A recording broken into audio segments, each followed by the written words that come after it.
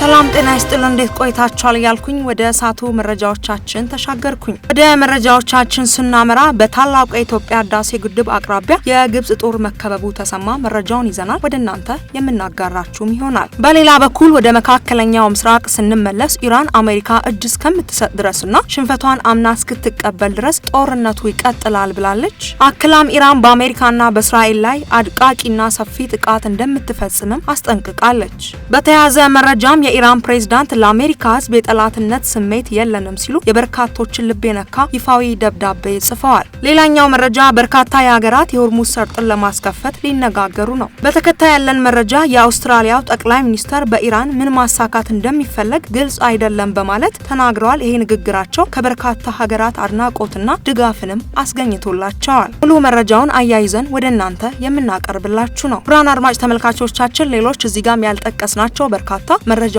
ይዘን ተገኝተናል።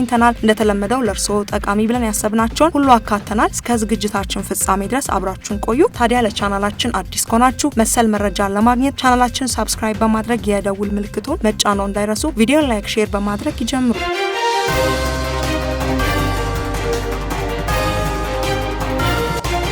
ወደ መረጃዎቻችን ስናመራ የኢራኑ ፕሬዝዳንት ለአሜሪካ ህዝብ ደብዳቤ ጻፈ። የደብዳቤው ዝርዝር ምን ይመስላል የሚለው መረጃ በዝርዝር እንመልከት። ፕሬዝዳንቱ በደብዳቤያቸው ዋሽንግተን በእርግጥ አሜሪካን ታስቀድማለች ወይስ እስከ መጨረሻው የአሜሪካ ወታደር ለመዋጋት የተዘጋጀች የእስራኤል ተላላኪ ሆና ያገለገለች ነው ሲሉ ጠይቀዋል። ደብዳቤ የተላከው ለአሜሪካ ህዝብና በተዛቡና በተቀነባበሩ ትረካዎች መካከል እውነትን ለሚፈልጉና ለተሻለ ህይወት ለሚታገሉ ሁሉ የሚልም ነው። ደብዳቤውም የሚከተሉትን ይዟል። ስለ ኢራን ህዝብ የኢራን ህዝብ ለአሜሪካ ለአውሮፓ ወይም ለጎረቤት ሀገራት ህዝቦች ጥላቻ የለውም። ኢራናውያን በታሪካቸው የውጭ ጣልቃ ገብነትን ጫና ቢደርስባቸውም በመንግስትና በህዝቦች መካከል ያለው ልዩነት ምንም ጊዜ ይረዳሉ።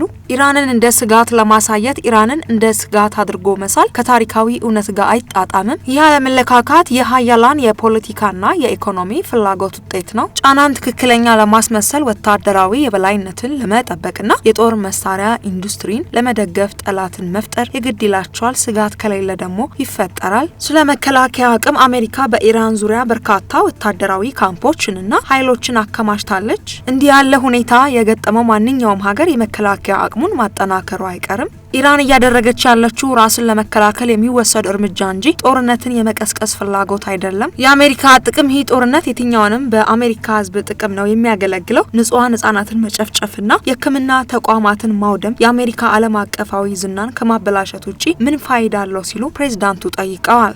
ስለ ስምምነቶቹ ኢራን ተደራዳሪ ስምምነት ላይ ደርሳ ነበር፣ ግዴታዋንም ተወጥታለች። ነገር ግን አሜሪካ በድርድር መካከል ከስምምነቱ ለመውጣትና ግጭቱን ለመምረጥ የወሰደችው እርምጃ አውዳሚ ምርጫ ነው።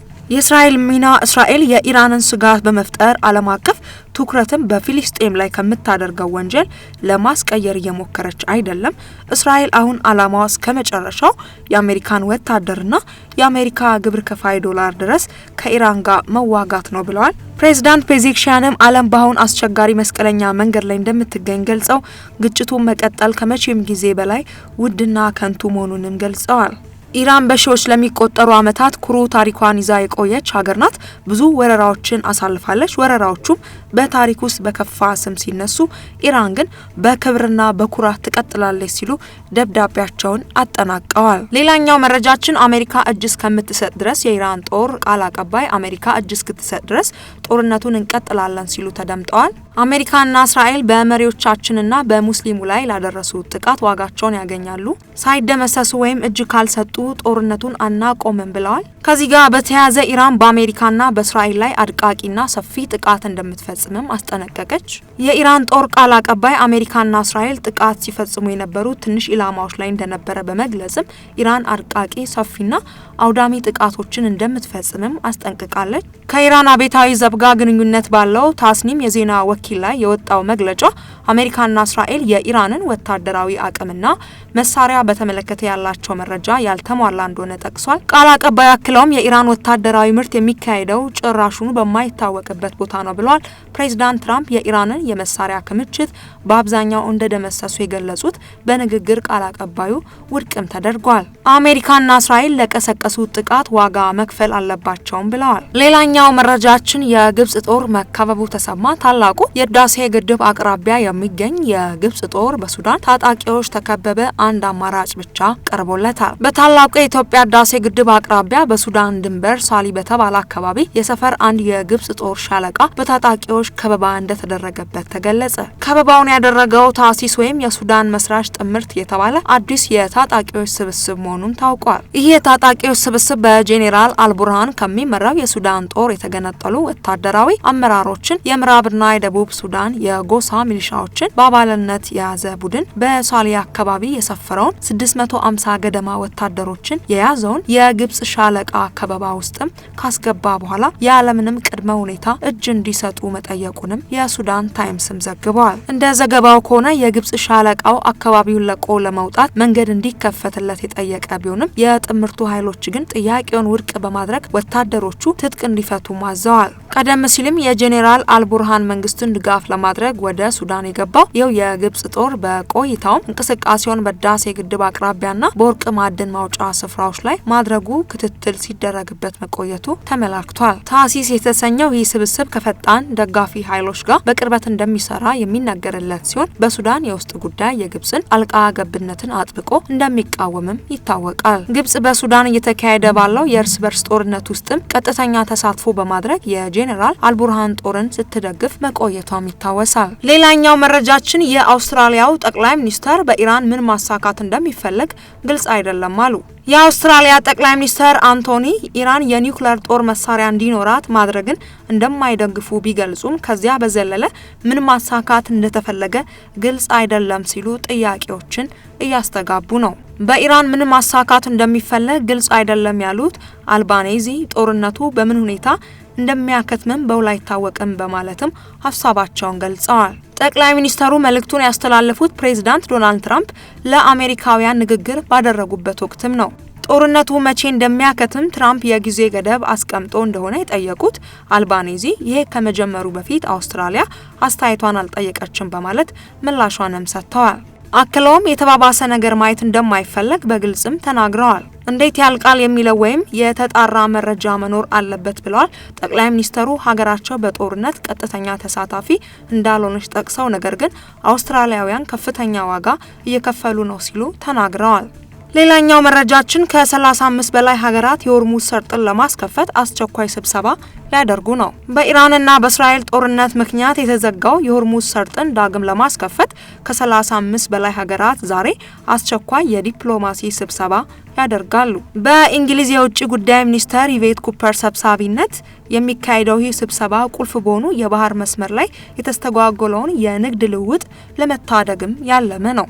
የአሜሪካው ፕሬዝዳንት ዶናልድ ትራምፕ ሀገራቸው በጥረት ውስጥ እንደማትሳተፍና ሀገራቱ የራሳቸውን የነዳጅ መስመር ደህንነትን እንዲያስጠብቁ ማሳሰባቸውም ይታወሳል።